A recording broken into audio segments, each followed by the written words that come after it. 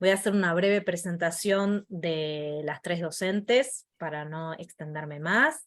Leticia Albizu es maestra, magíster en educación, es posgraduada en dificultades del aprendizaje, especializada en culturas escritas y alfabetización inicial. Es profesora en los institutos normales, donde imparte diversas materias. También formó parte y participa en formación en servicio para docentes de primaria, siempre en el área de lengua. Es investigadora, ha investigado y sigue investigando, y tiene publicados diversos libros de texto, además, y publicaciones para docentes en distintas revistas especializadas. Patricia Orlando Ulfe también es maestra común y de inicial, es magíster en educación, posgraduada en dificultades del aprendizaje también, diplomada en liderazgo de educación, también está diplomada en aprendizaje y servicio, es docente de apoyo en una escuela pública en Montevideo y coordinadora pedagógica del Centro Providencia. También tiene sus tareas de investigación vinculadas a la lengua, igual que Cecilia, e igual que Daniela Rizzo Valverde. Daniela es maestra, docente de inglés, actualmente trabaja en una escuela pública en tiempo pedagógico extendido, tiene el doble rol de maestra y tallerista de literatura, y además se desempeña como docente de inglés en una institución privada. También se suma a las mismas tareas de investigación sobre lectura que realizan Patricia y Leticia. Así que bueno, bienvenidas, maestras, y la palabra es de ustedes. Gracias a todos por acompañarnos. Bueno, muchas gracias, Ale, por la presentación. Buenas tardes a todas y a todos. Vamos a compartir pantalla con una breve presentación que nos va a ir un poco guiando en la presentación de este libro. Para mí ha sido un placer compartir este espacio tanto con Patti como con Dani, que además de grandes compañeras de trabajo y comprometidas con nuestra educación, son grandes amigas, así que ha sido un placer este tiempo compartido en este específicamente. Bueno, entonces voy a compartir pantalla, así podemos empezar la presentación.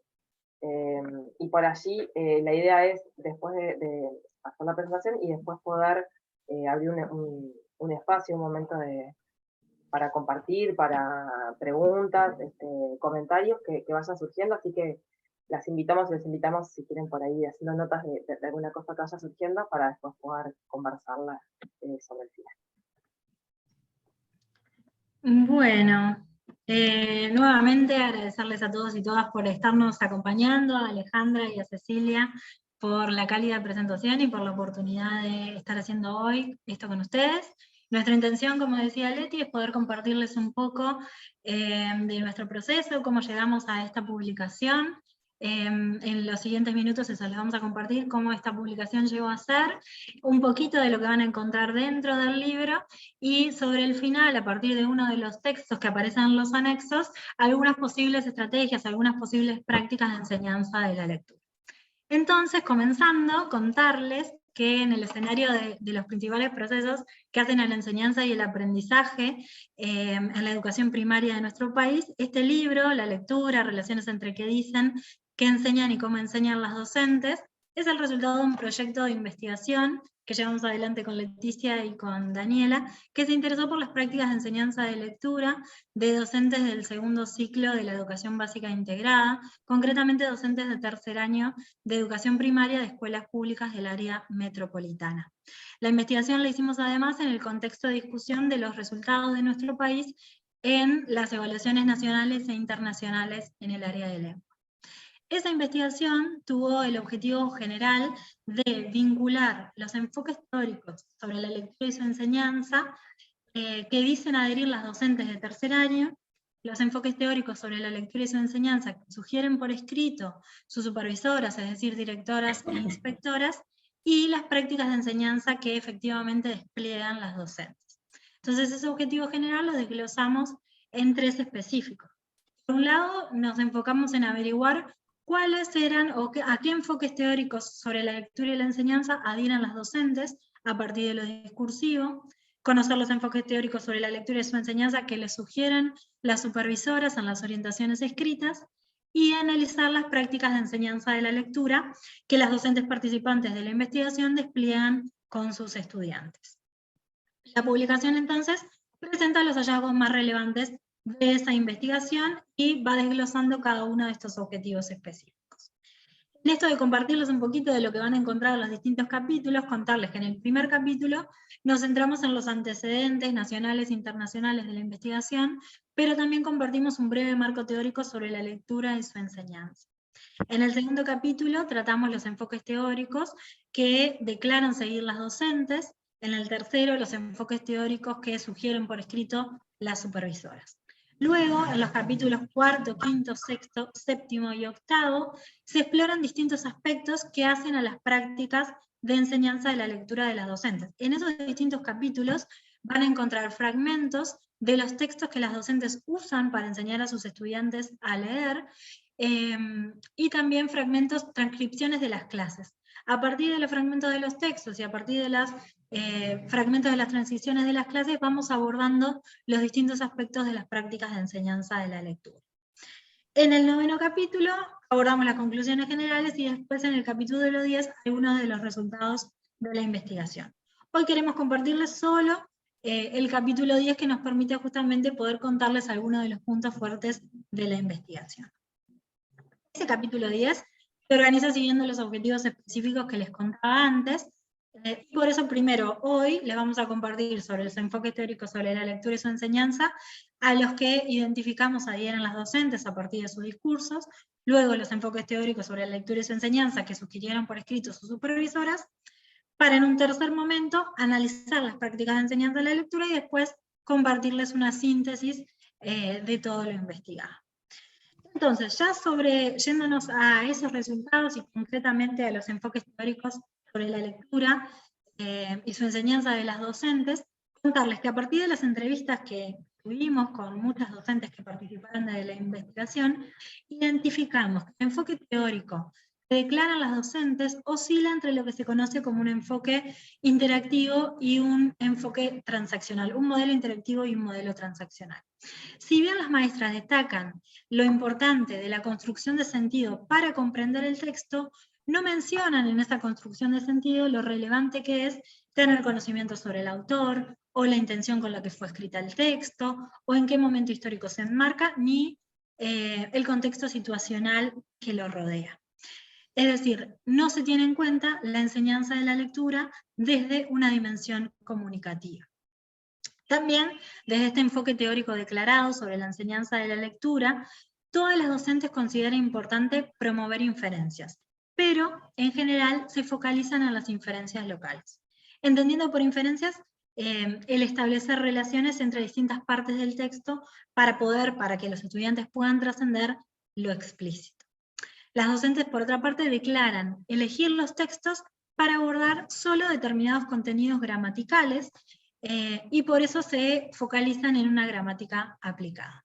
Una cosa que nos llamó bastante la atención en estas entrevistas que tuvimos con las maestras es que ninguna de las docentes menciona la promoción de la lectura crítica. Esto nos llamó bastante la atención.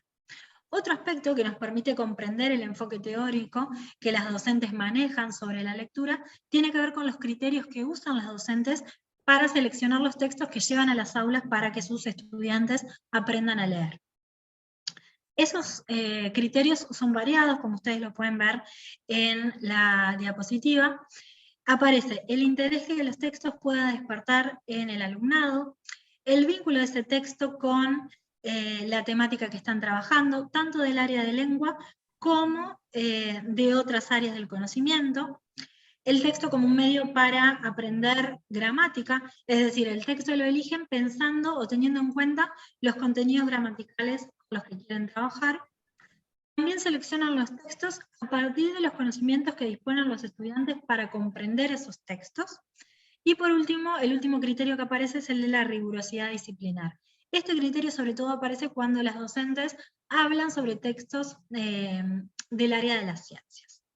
Finalmente, y algo que también nos llamó la atención, tiene que ver con que desde lo declarativo, las docentes expresan que no reciben orientaciones escritas de sus supervisoras, ni de directoras ni de inspectoras. Sí dicen tener orientaciones orales de sus directoras. Pero además, una cosa que nos pareció bien interesante es que las docentes plantean que las orientaciones que ellas tienen sobre cómo enseñar a leer les son brindadas a través de la formación en servicio de la que participan en distintos cursos que brinda la ANEP. Por último, compartirles que los enfoques teóricos sobre la lectura y su enseñanza sugeridos por las supervisoras en las orientaciones escritas, identificamos a partir del análisis de los informes que las inspectoras o directoras dejan a los docentes después de las visitas, que no aparecían, efectivamente como las maestras mencionadas, no aparecían sugerencias escritas sobre la lectura y su enseñanza, como tampoco orientaciones sobre la enseñanza de la lengua en general. Sí encontramos que las supervisoras sugieren a las maestras bibliografía de consulta específica en el área de lengua. Empiezo a compartir yo pantalla.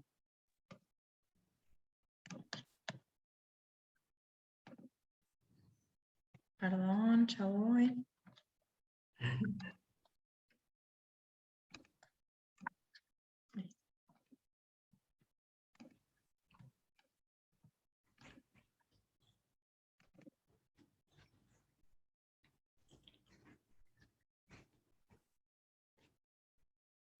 Bien, Pronto, siguiendo lo que planteaba Patti, nos vamos a focalizar ahora en lo que refiere a las prácticas de enseñanza de la lectura propiamente dicha.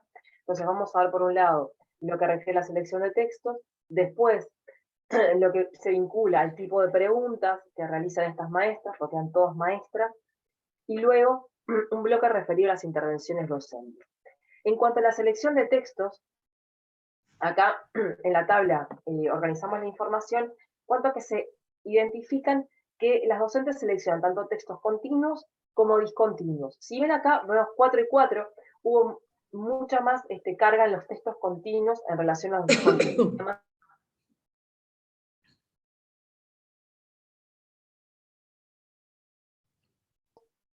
Dentro de los continuos, textos de estudio, donde se toman adaptaciones de los CLE, leyendas, cuentos, fragmentos de cuentos, noticias, y entre los textos discontinuos nos encontramos por allí el libro álbum como género, el texto publicitario, la historieta y la portada del suplemento deportivo. Entonces, esto nos parece importante en cuanto al tipo de selección de textos. Después vamos a ver cómo se vincula con lo que van a enseñar, pero esto refiere a la selección de textos. Pasamos, Pati, a la siguiente, por favor. Después lo que refiere a el tipo de preguntas que las maestras realizan, acá encontramos dos tipos de preguntas. No pasa la página, Pati. Si no, yo lo comparto cualquier cosa. En cuanto al tipo de preguntas, hay dos grandes tipos de preguntas que se pueden identificar a partir de lo que plantea Burbules. Preguntas de tipo convergente y preguntas de tipo divergente. Las preguntas convergentes son aquellas que esperan una sola respuesta posible, sí, no, o completar la frase. Acá, no sé, Pati, si lo podés agrandar a la presentación, porque se queda muy chiquitita la letra. Acá nosotros tomamos un fragmento de una de las transcripciones de clase, porque tal como le decía Pati, hacia el final del libro, después de los capítulos, hay una parte de anexos en donde compartimos de todas las clases observadas, 2 transcripciones completas de las clases, junto a los 2 textos que trabajan, el texto que acompaña cada una de las clases. Acá, este bloquecito, este pequeño fragmento, está vinculado al texto de la leyenda de la flor del Saibo. Que por ahí está Uruguay, que lo compartimos en clase en magisterio al texto así que por allá podrá hacer alguna conexión en relación a esto. Un poco para entender a qué hacemos referencia cuando hablamos de este tipo de preguntas, ¿verdad? Entonces, acá la D refiere a la docente y la E a la respuesta de los estudiantes, y acá vemos cómo, a partir de la pregunta, se busca completar es una respuesta o una palabra o una pequeña frase la que se acepta como positiva o como adecuada. Entonces la docente dice, la primera parte, ¿no? Venían trabajando con la leyenda. ¿Dónde vivía esta muchacha? ¿Cómo se llamaba? Hay dos preguntas encadenadas que buscan una sola respuesta a cada una. Anaí, el estudiante se queda en la última pregunta. Repite la pregunta anterior, porque eran dos juntas. ¿Dónde vivía? En la selva. Son preguntas que buscan una respuesta, apuntan a identificar palabras en el texto que están explícitas, entonces es una sola la respuesta posible correcta. ¿Sería acá en nuestro territorio entonces? No. La dice sí, en la selva tropical, pero ¿cómo era ella? Ella conocía todo. Entonces es una sola respuesta o el completar la frase. Ella conocía, el estudiantado ya está acostumbrado a este tipo de intervenciones, saben que tiene que completar. Este tipo de preguntas se dan en las clases, todas y todas los hacemos, pero hay instancias donde podemos ir un poco más para apuntar a la reflexión o argumentar, dar razones. Por ejemplo, ¿cómo se llama y dónde vivía? Son preguntas que, claro, están en el texto. Pero, ¿sería acá nuestro territorio? Bastó el no, que es la respuesta correcta, para seguir con otra cosa. Pero acá podía habilitar a cuáles son los elementos que permiten identificar que no es a nuestro territorio, ¿verdad? O sea, ir un poquito más allá de esas preguntas de orden literal que son importantes de hacer para entrar en situación, que todo el estudiantado por responder, o la mayoría de ellos.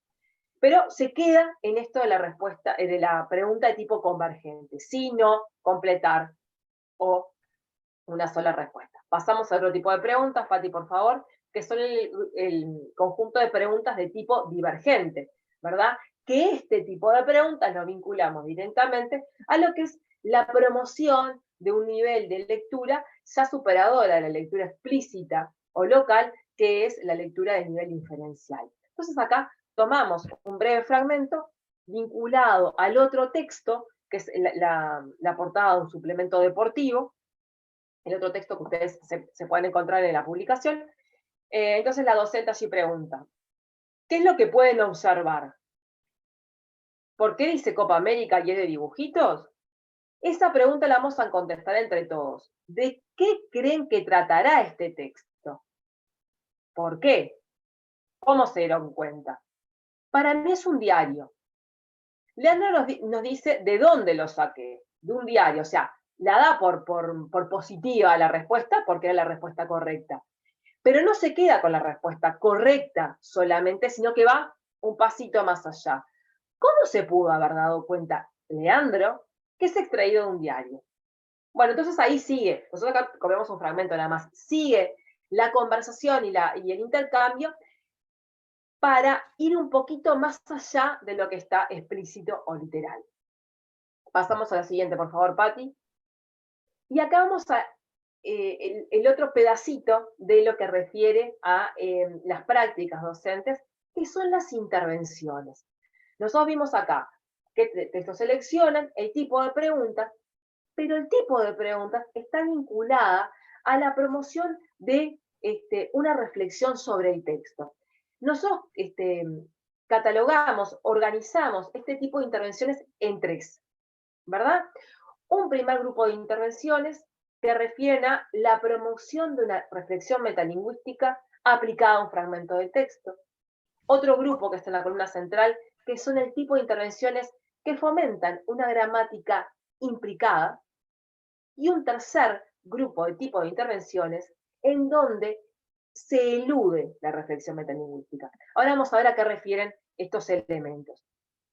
El primer grupo de intervenciones, que es la promoción de una reflexión aplicada a un fragmento del texto, implica, como dice en la tabla, la promoción del análisis gramatical aplicado a un elemento, una oración o una palabra, y no implicado en el sentido global del texto, sino localizado en un fragmento. No se aísla una parte del texto para su análisis, palabra, oración o párrafo, pero no se vuelve sobre el texto a dotarlo de significado. Acá tenemos, esto lo vinculamos con la selección de textos, que muchas docentes manifiestan, quiero trabajar tópicos sustantivos, adjetivación. Elijo el texto para eso, pero no al revés. Elijo este texto porque está vinculado a la unidad del proyecto y en este texto en particular o en otro puedo trabajar sustantivos porque es necesario su análisis para dotar de significado el texto. Entonces se busca nominalizar o rotular de manera desarticulada del sentido del texto. Saco, analizo, pero no vuelvo sobre él a dotarlo de significado.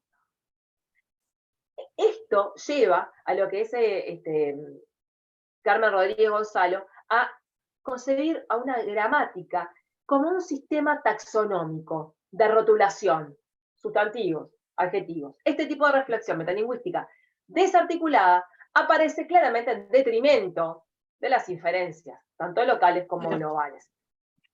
Y este tipo de intervenciones claramente está vinculada a preguntas de tipo convergente.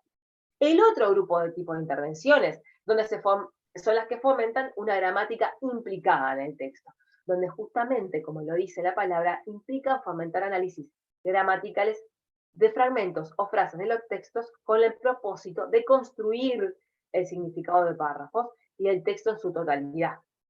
Tomo un fragmento del texto, un segmento del texto, un enunciado, un párrafo, para analizar y dotar de significado, ¿sí? Buscan profundizar en niveles de reflexión metalingüística. Claramente, este tipo de intervenciones lo vinculamos con el segundo tipo de preguntas que veíamos con antelación, que son las preguntas de tipo divergente. Que por supuesto, en el devenir de las clases van a convivir los dos tipos de preguntas. La cuestión está en que no sean fundamentalmente las convergentes, sino que haya un equilibrio entre ambos tipos de preguntas. Y el tercer bloque de intervenciones identificadas son las que eluden la reflexión metalingüística. Es decir, frente a la respuesta del estudiantado, no, como veíamos recién en las preguntas convergentes, no se hace una pregunta para ir un poquito más allá, sino que se elude esa situación de reflexión. Por ejemplo, ¿cómo te diste cuenta o cuáles son los elementos del texto que permiten decir que no es en el territorio uruguayo o es en la selva, ¿verdad? Ir un poquito más allá a partir de la intervención del estudiante. Por acá dice, implica eludir la reflexión y centrarse en promover la identificación, reconocimiento y clasificación de algunas marcas lingüísticas propias de la escritura o tipos de signos oracionales. No analizan la incidencia de las pistas lingüísticas en el sentido del enunciado o fragmento analizado y su impacto en la comprensión global del texto, más allá de lo local. Si esta docente, frente a la pregunta de si era o no en la selva, o si no era sí o no en el territorio, hubiese ido un poco más allá, tenía que ir al texto, a buscar las pistas lingüísticas que éste le diera para poder responder a la pregunta de ella. En algunas oportunidades es la maestra quien ofrece la información sin mostrar y explicar las estrategias que puso en funcionamiento para inferir determinado contenido o idea del texto. Y este tipo de intervenciones se vincula preferentemente o con abundancia de preguntas de tipo convergente, donde se elude la posibilidad de esta reflexión sobre el lenguaje en uso. Pasamos, Pati, si te parece, a la siguiente. Dani, si te parece continuar. Arrancamos. Sí, yo me voy a referir un poco a los momentos del proceso de lectura y a las modalidades de trabajo diferentes que vimos en las prácticas de los docentes que compartieron la investigación. Encontramos actividades colectivas que tenían a la docente como modelo, y en estas, como modelo lector, perdón, y en estas actividades colectivas vimos que predominaban las propuestas referidas a identificar ideas, a la lectura en voz alta, se focalizaba en la decodificación, en la velocidad como sinónimo de un lector competente, sin valorar todas las estrategias que podrían poner en juego aquellos alumnos que de repente no tienen la fluidez, pero pueden compensarla de otra forma y lograr igualmente la incorporación, la adquisición del contenido leído, apropiarse del contenido leído. También había actividades en dupla y en pequeños grupos donde se producía mayor intercambio entre los estudiantes, y en algunas oportunidades hubo intervenciones de la docente que, modelizando, llevaba a que hubiera una reflexión metalingüística de parte de los chiquilines de cómo llegar o cómo realizar el proceso, ¿sí? Por lo menos cuando están trabajando en pequeños grupos, hay una interacción con el texto, con el autor, era lo más cercano, ¿sí?, a lo que las docentes afirmaban realizar en sus prácticas. En cuanto a la planificación, todas las docentes tenían planificación escrita de las actividades, lo que sí pasaba que no tenían demasiado detalle de sus intervenciones o de lo que pensaban proponerle a los estudiantes para realizar las inferencias o realizar las actividades de lectura. Las intervenciones que iban a desplegar, ¿sí?, para provocar al niño y ver en qué nivel de lectura estaban. No aparecían preguntas tampoco como para evaluar el nivel de lectura, no aparecía ninguna propuesta que nosotros consideráramos que fuera de una evaluación de lo leído. Eso en cuanto a los resultados. A modo de síntesis, lo que percibimos es que en el discurso de las docentes, es decir, cuando fueron entrevistadas previas a que nosotros observáramos sus clases, tuvimos primero una entrevista con las docentes y en ella vimos que en el discurso se identificaban indicios de la concepción de lectura como construcción de significados, ¿sí?, como producto de la transacción entre el lector, el texto y el autor. Y esto estaba alineado con las orientaciones que expresaban recibir de los supervisores. Digo, expresaban ellas recibir porque no encontramos documentación escrita de esas orientaciones, y también de las políticas educativas que están plasmadas en los documentos de ALEP. Eso desde las entrevistas. Poseían un conocimiento, sí, teórico sobre la lectura, sobre la enseñanza, muy cercano al transaccional. Eso lo discursivo. Y subrayaban la importancia de la construcción de sentido cuando el alumno leía. Sin embargo, esto entró en tensión cuando observamos las prácticas, porque no se condecía una cosa con la otra. Vimos que en algunas prácticas se le daba mucha importancia, como ya dije, al modo lector, a la velocidad de lectura, y no a la construcción de sentido o a la construcción de significado. Y por otro lado, había una docente que tenía muy buenas prácticas, muy potentes, con muy buenas intervenciones para lograr una comprensión global del texto, y esto no fue explicitado en la entrevista. Es decir, desplegó prácticas potentes que parecían no tener un marco teórico que la sustentara. O sea que la reflexión se volvía como intuitiva. Pensamos que es imprescindible una dialéctica entre teoría y práctica en la que los marcos teóricos ocupan un lugar de relevancia, ¿no?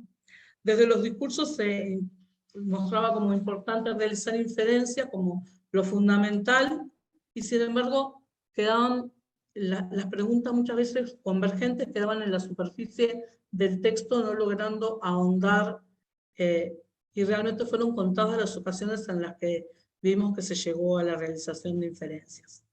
Con respecto a la selección de textos, las maestras expresaban seleccionar los textos para abordar contenidos gramaticales, y ahí aparece la gramática aplicada de la que hablaba Leti recién, aplicada a una frase o a una oración. Y esto se condice con las prácticas en las que la gramática parecía totalmente desarticulada del sentido del texto, en su mayoría. El análisis gramatical no era para mejorar la comprensión de lo leído, sino para un contenido en particular de gramática en sí, ¿sí? Y en las prácticas las docentes realizaron intervenciones buscando diferentes niveles de análisis en los discursos, promoviendo la reflexión metalingüística aplicada a un fragmento de un texto, eludiendo la reflexión muchas veces, o promoviendo la reflexión metalingüística implicada en el texto, que eso es lo que tenía como foco la dimensión comunicativa del discurso, que era a lo que afirmaban apuntar desde los discursos. Eso como síntesis. Y ahora le damos lugar a Leti, que va a pasar a algunos tips o comentarios sobre... Vamos a meter las manos en la masa. Algunas sugerencias para trabajar.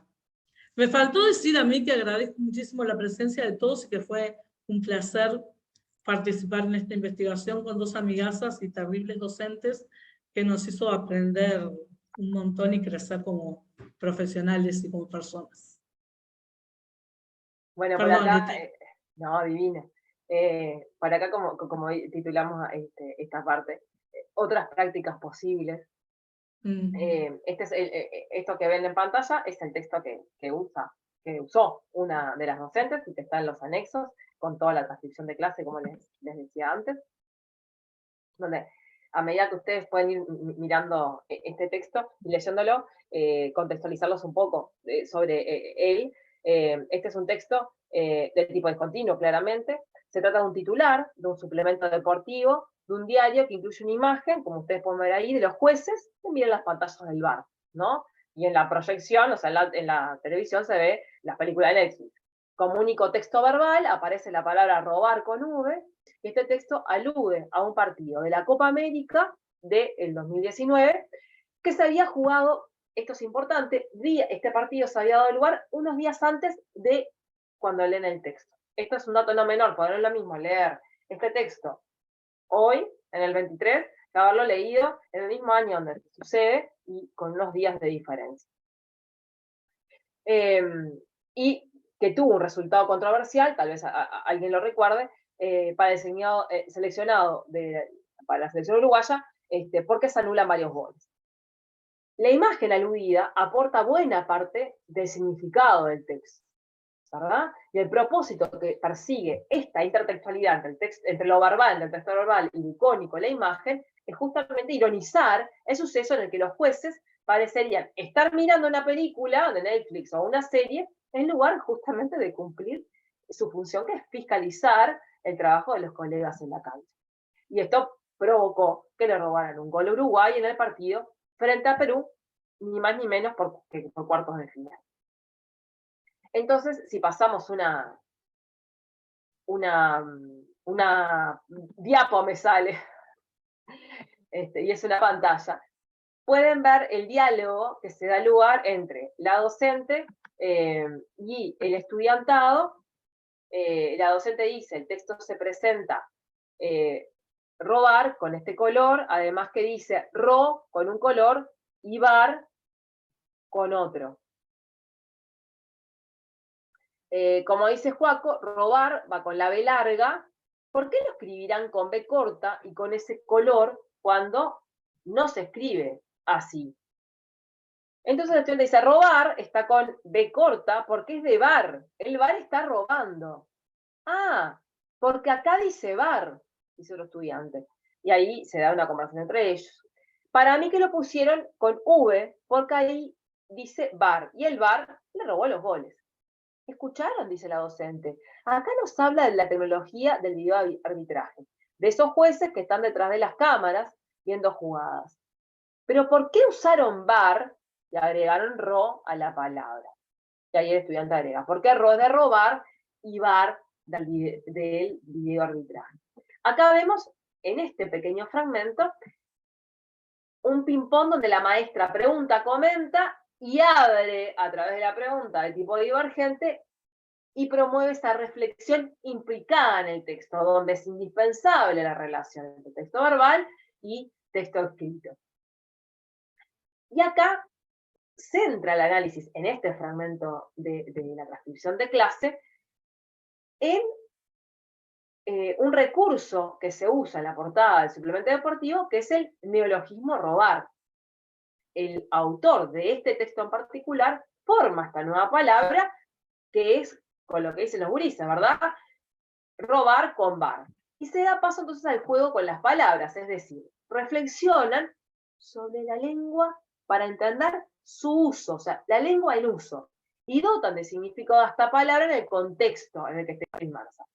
Concluyen en este pequeño fragmento que robar está con B corta porque es del bar, y el bar está robando. A esta reflexión que hacen estudiantado con docente, subyace este análisis sobre la conformación de palabras, sobre la morfología de la palabra, ¿verdad? La docente no busca nominalizar ni categorizar, no les habla ni de conformación de palabras, ni de neologismo, sino que busca que se analice qué significa ¿A qué hace referencia? Que vinculen con la imagen, que vinculen con sus conocimientos sobre ese suceso que se está presentando en la portada. Y en ningún momento, ni en este fragmento, ni en el devenir de la clase, busca nominalizar ni categorizar. Acá destaco, de vuelta, la proximidad temporal entre el hecho, los cuartos de final que se jugaron, con el momento en el que se da lugar a este intercambio. Bien, pasamos a la otra imagen, que es de la misma clase, ¿sí? El destacado, el resaltado en celestito es intencional, porque esta misma docente, que en el fragmento anterior vimos cómo promueve una reflexión metalingüística implicada en el texto, apunta a las inferencias, a ir más allá de lo literal, a entablar relaciones entre ese solo texto verbal a su interna, ver cómo se conforma la palabra y su significado, en vínculo con la imagen. Sobre el final de la clase, que es este fragmento que compartimos, se ve una suerte de necesidad de cerrar la actividad con ciertas categorizaciones. Vamos a ver por qué. Valga la aclaración de que con antelación a esta actividad que se dio lugar días antes, entre la misma secuencia que venían trabajando, había propuesto trabajar con una noticia sobre Cavani, ¿sí? Entonces ahí es que ella dice, pero esta se parece a la del otro día, o sea, busca que ellos entablen relaciones entre el texto que están trabajando en este momento con la noticia que habían trabajado con antelación. Entonces dice, ¿tiene título copete desarrollo? ¿Qué busca hacer? Traer el conocimiento previo sobre el género trabajado con antelación. Sí, dice un estudiante. Desarrollo no tiene, dice otro. Y se queda con esto último. No tiene desarrollo. No problematiza esa dualidad entre el que dice que sí tiene y el que dice que no tiene y que justifiquen o den razones. Pero es una decisión didáctica, ¿verdad? El de venir a la clase, bueno, no, yo no quiero centrarme en el análisis de esto y continúo. Pero a continuación, dice, y a su vez en la noticia de Cavani, ¿daba una opinión sobre Cavani? O sea, está dando por sentado que esto que están leyendo ahí es una opinión. Y lo está trayendo ella sobre la mesa. Y no busca que el estudiantado lo traiga. No, dice un estudiante. Nos decía qué hacía Cavani. Acá hay dos cosas. Una es lo que pasó. ¿Qué es lo que sabemos que pasó? Ah, nos robaron el gol. Ella dice, interviene, no contaron el gol. Eso pasó. Considerar que era un robo por todos estos sentimientos. Eso, ¿quién lo está creyendo? ¿Podemos opinar eso? Que robó, nos quiere convencer. Nosotros podemos estar de acuerdo o no, pero sabemos, leyendo el texto, cuál es la opinión de quién la escribió. No es una noticia, no tiene un desarrollo. Ella tiene por objetivo, al momento de cerrar la clase, una clase muy potente, con mucha pregunta de tipo divergente, buscar interrelacionar y llegar a niveles inferenciales de lectura. Pero sobre el final, ella se ve que tenía por propósito bueno, se trata de un texto de opinión que busca convencer, y esto lo pone ella sobre la mesa y a partir de las preguntas del estudiantado no las problematiza. Hay momentos en que se decide, ¿no? Bueno, desarrollo no tiene, me quedo con esto y sigo para adelante.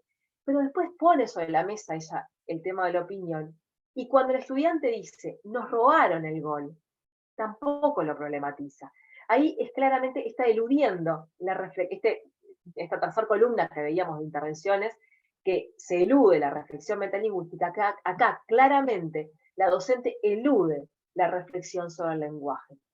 ¿Por qué? Porque cuando el estudiante dice, nos robaron el gol, pero ¿a quién? ¿Quién le robó el gol a quién? ¿Verdad? No es lo mismo, y no es lo mismo esta noticia en un diario uruguayo que en un diario peruano. La portada claramente sería diferente. Acá daba lugar a qué posibles intervenciones. Bueno, ¿y quién le robó un gol a quién? Pero para los peruanos, ¿Hubo un robo de gol? ¿Cómo esta noticia habrá sido puesta en Perú ese día? Problematizar e ir un poquito más allá. Nosotros podemos hacer esto porque estamos haciendo lupa y distanciándonos de la situación, ¿verdad? Y pudiendo reflexionar e ir un poquito más allá. Y ver qué otras intervenciones y qué otras preguntas se podrían haber dado lugar en este momento para no quedarnos en esta ilusión de la reflexión metalingüística y seguir en la línea que ya había tomado de promover esta reflexión sobre el lenguaje, que es bien importante.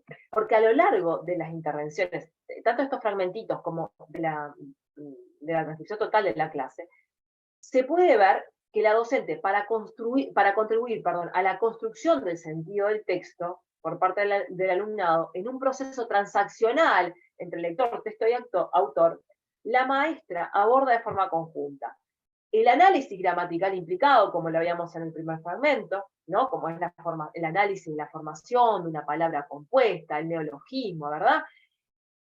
Y el efecto que este provoca sobre el lector, entre otros ejemplos que se dan lugar, aborda también la intertextualidad imprescindible en un texto de este tipo discontinuo, donde es muy fuerte la relación y la tensión que se genera entre el texto verbal y la imagen. Además aborda los aspectos extratextuales, la situación de enunciación en el momento en que se da la lectura de este texto, que si sería importante en ese momento para Uruguay ese partido de cuartos de final. La intención con la que se escribe este texto, pero ahí es en este momento donde vemos que esta información de situación de enunciación y la intención de quien enuncia es en el momento donde se apura por sistematizar, se trata de un texto de opinión y busca convencer, y deja de lado eso que venía con tanta fuerza siendo trabajado con antelación. Pati, si pasas una pantalla más, por favor. Donde acá lo que podemos, de alguna forma, no sé si la palabra resumir, pero juntar allí como idea, es que la interrelación de estos elementos que yo nombraba antes al momento de leer favorece la reflexión metalingüística en pro de una lectura crítica, cuando se va un poquito más allá y ver la intención y quién enuncia y cuál es la situación y el contexto. Ya que para el alumnado, para que el alumnado se aproxime a una comprensión global del texto, necesita realizar inferencias que le permitan ubicar el género al que pertenece, reconocer desde qué lugar enunciativo se habla, la relación que establece el enunciador con el lector, otras voces del texto, el tema tratado y la posición del enunciador con respecto al mismo, el avance temático y la relación con otros textos. Esto es bien claro a lo largo de la transcripción de clase, pero al final, seguramente en el apuro y la necesidad de sistematizar, se pierde un poco de lado esta necesidad de lo que dice acá justamente, la reflexión metalingüística. La reflexión metalingüística es del estudiantado. La docente, o las y los docentes, hemos de promover esa reflexión, dejándole lugar al estudiantado en esa voz para poder dar lugar a estas instancias. Te doy paso, Pati, si te parece. Sí. Para poder como cerrar esta breve presentación, nos interesaba compartirles una frase que a nosotras tres que somos docentes apasionadas por la lectura, por investigar sobre lecturas, por la enseñanza de la lectura, nos hace mucho sentido y creemos que refleja mucho del proceso que recorrimos y que recorremos todos los días trabajando con niños y niñas. Las voy a leer. Y dice, así, leer, escuchar, escribir, es abrir para nosotros y para otros un camino de libertad. Pero no se trata de algo dado de una vez y para siempre, sino de un camino. Porque ya no es un libro o una acción, sino en el tránsito, en la precariedad de lo que está dejando de ser para convertirse en otra cosa, en ese río del tiempo que va de una palabra a otra, de un libro a otro, de un gesto a otro, donde se aprende y donde se enseña. Les agradecemos mucho, mucho, mucho por habernos acompañado, y nos parecía como clave terminar con esta cita de María Teresa Andrueto, de este libro que se llama justamente La lectura, otra revolución.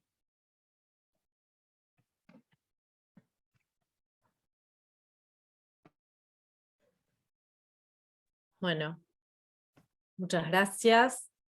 Súper interesante, y creo que ahora podríamos abrir, si ustedes quieren establecer alguna reflexión, algunas pistas para lograr otra revolución posible.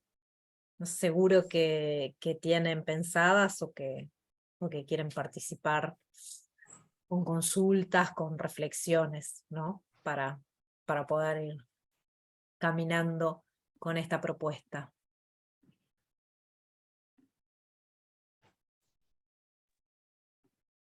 Bueno, gracias Uruguay por el comentario que ahí dejás en el chat.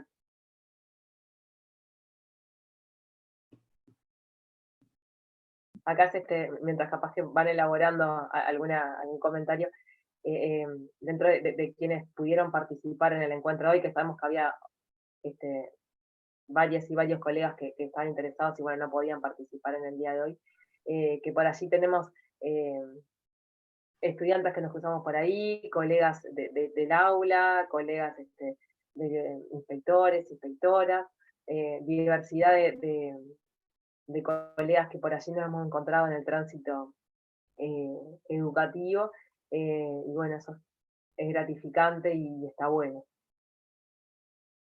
Sí, el agradecimiento a todos ustedes y también a las docentes que abrieron las puertas de sus salones para que nosotros entráramos a ver, a compartir con ellas una partecita de lo que hacemos día a día todos los docentes, y que gracias a ellas es que podemos estar presentando esto.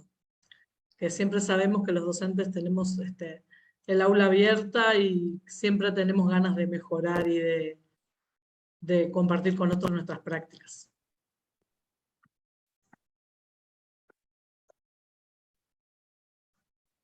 Uruguay, ¿tenés la mano levantada? ¿Puede ser? Sí, sí. Quería primero felicitarlas en vivo. Y segundo, me gustó pila el enfoque que le dieron. Y me quedaron un par de dudas con respecto a dos aspectos, ¿no? ¿Tuvieron en cuenta el evaluar o preguntar sobre el valor de la lectura modélica del docente? Y qué valor tiene, si efectivamente, y en qué situación y qué condiciones. Y la segunda pregunta sería, lo nombraron por ahí, me pareció muy interesante, pros y contras, sobre todo yo veo bastantes contras de la lectura en voz alta, de la sobreexposición del niño a leer en voz alta, cuando de repente son más las contras que los pros, ¿no? No sé si están claras las preguntas. Sí, por ahí en esto que vos decís, preguntás, Uruguay, que de repente nosotros no hicimos foco ahora porque bueno, era un tiempo acotado, en relación a lo que es la lectura modélica, en algunas docentes se pudo observar cómo se da lugar a una lectura de tipo modélica, a una maestra como modelo, que muestra cómo es lindo leer en voz alta. Y en escasas oportunidades se muestra ese modelo de estrategias de lectura, de compartir las estrategias que se utilizan para obtener una información o inferir una información. Queda una lectura modélica de tipo cosmético, ¿sí? Como un maquillaje, no una verdadera lectura modélica donde se andamie, se muestran estrategias para después andamiar e intentar que el estudiantado tome alguna de estas estrategias para ponerlas en práctica, ya sea en el pequeño grupo de lectura o en la lectura individual. No sé si Pati o Dani quieren comentar esto otro, la lectura de la lectura en voz alta. No, sí, eso, que se tendía más a analizar cuánta fluidez había en esa lectura en voz alta que a las estrategias que hay que usar para poder comprender lo que leemos, como el volver atrás, como el analizar los pronombres, las sustituciones.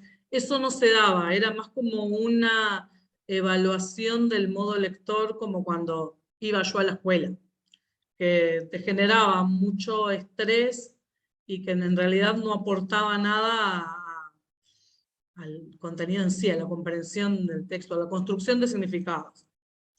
Y que Eso fue lo que percibimos. Y esto en relación a lo que vos preguntabas, Uruguay, creo, se vio y se vio bastante la situación de lectura en voz alta. Y en varias ocasiones se veía el señalamiento cuando la decodificación no era correcta. Entonces, a esto, lo que nosotros observamos y concluimos es que subyace una concepción de lectura como decodificación, ¿no? Y no como construcción de significado. Que Patti al comienzo lo planteó, esto de que por un lado estaba lo que declaraban, ¿verdad? Lo que declaraban sobre qué es leer y qué es enseñar a leer, y por otro lado están las prácticas que llevaban adelante y desplegaban. Y ahí es cuando entran en tensión, porque desde el discurso ninguna docente concibe a la lectura como decodificación, sino que la lectura es para construir significados, para comprender, para obtener, para entablar relaciones. Pero cuando se ven este tipo de prácticas donde se pide leer en voz alta, se señala cuando no se lee bien, cuando vos que lo leíste bien tenés que ir a trabajar en dupla con el que lee bien, ahí, en esas ocasiones, lo que se puede ver es que subyace una concepción de lectura como de codificación, ¿verdad? Es ahí donde entra en tensión el discurso con la práctica. ¿Quedó más o menos, Uruguay? Sí, a mí justamente una de las inquietudes es que aparte de la sobreexposición, la lectura en voz alta, el chiquilín se está sintiendo examinado, entonces hace más hincapié en la forma que en el fondo de la lectura, de la comprensión justamente, ¿no? Por eso lo preguntaba. El leer bien, que va de la mano también con ese modelo lector que es cosmético. Y en esto, agregando a lo que ya compartieron, en esto de la lectura en voz alta, en general, si bien las docentes del discurso hablan de la construcción de sentido y de la lectura como comprensión, al exponer a los estudiantes a este tipo de propuestas, lo que se veía en las aulas, más allá de la intención que podían tener las docentes, lo que al final se veía tenía que ver con quedarse en la superficie del texto, que era un poco lo que compartíamos en otros momentos. Se quedaban en la lectura en voz alta, se quedaban en la superficie del texto, en analizar lo que el texto dice, sin habilitar el desarrollo de estrategias que le pudieran permitir a los estudiantes avanzar hacia niveles de lectura inferencial o hacia niveles de lectura crítica, que de hecho la lectura crítica es uno de los aspectos que las docentes del discurso ni siquiera lo mencionan. Sí hablan de lo inferencial, pero no de lo crítico. Creo que la investigación a nosotras nos dio la posibilidad de ver ciertas prácticas, de analizarlas, de tomar distancias, y eso es un poco lo rico a partir de estas docentes tan amables que nos encontramos y que nos permitieron entrar a sus clases. Pero en esto de poder buscar como estrategias o otras prácticas posibles, en algún lugar de la publicación aparece la idea de que analizar nuestras propias prácticas o nuestras prácticas junto a colegas, el poder tomar distancia de esas prácticas y mirarlas con otros ojos, es lo que al final nos puede permitir como colectivos docentes mejorar las propuestas de enseñanza que le ofrecemos a nuestros estudiantes. Entonces nosotros fuimos afortunadas de poder mirar estas prácticas, y bueno, y en el libro intentamos ir incluyendo fragmentos de las transcripciones de clase, como para que otros puedan verlos también, y a partir de eso pensar sus propias prácticas, pero pensando como en colectivos docentes, o como esto se puede llevar a otros lugares. Sin duda está, creo, la idea de poder generar construcciones, equipos de docentes que aprenden unos de otros, unas de otras, y analizan sus propias prácticas para buscar mejoras. Solo así será posible la mejora de las prácticas y la mejora de los niveles de desempeño de nuestros estudiantes. Así como veíamos que en los chiquilines había mucha más apropiación de contenido cuando trabajaban en pequeños grupos e intercambiaban entre ellos, bueno, lo mismo pasa con nosotras, ¿verdad? Poder trabajar en equipo, mirarnos, observarnos, proponernos, sugerirnos, pensamos que ahí está el quid del asunto.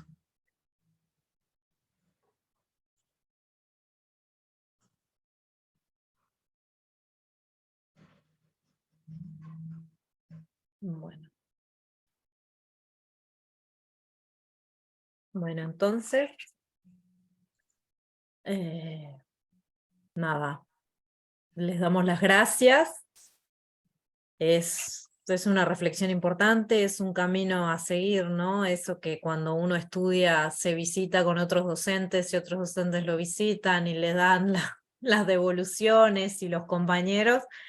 Nada, después se termina, capaz que hay que empezar a abrir la puerta de nuevo, porque nada, a veces yo creo que había una hipótesis de que sucede que uno declara una cosa y hace otra, pero en la investigación ustedes lo dejan muy claro.